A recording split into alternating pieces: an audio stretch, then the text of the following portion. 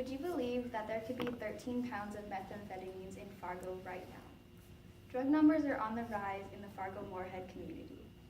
Some of the drugs that are being used right now are meth, heroin, cocaine, and many others.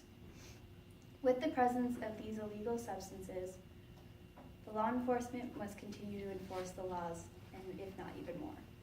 To understand the laws, first, one must know the types of drugs that are being brought in. There are a few types of drugs and illegal substances that are being brought into the community. The first type is heroin. The two most common types are heroin and fentanyl. The second type that is brand new is carfentanil, which is normally used as an elephant tranquilizer.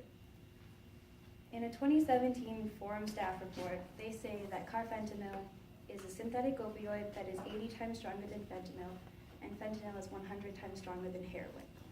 That makes carfentanil 8,000 times stronger than heroin. Now, there are a few other types of drugs that are being brought into the community. Some of them are marijuana, bath salts, meth, and cocaine.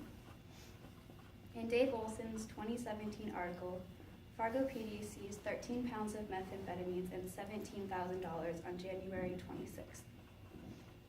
Now I'll talk to you about the laws and penalties that come along with these illegal substances. There are pages and pages of century codes that lay out every single detail and fine that go along with these substances.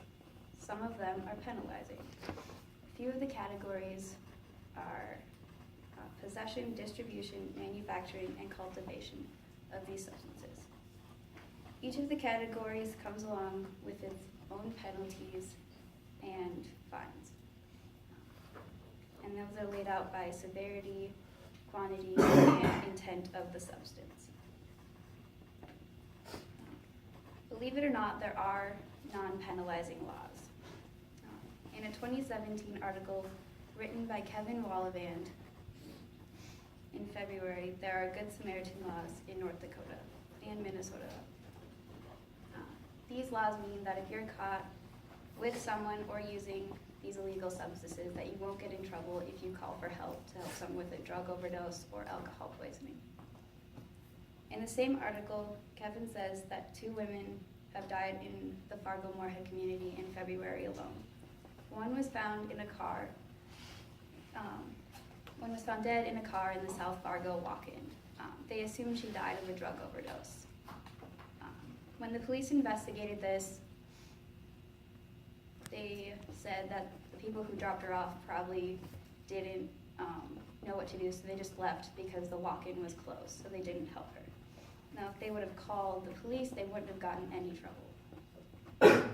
With the deaths and criminal charges, the problem isn't going away anytime soon in the community.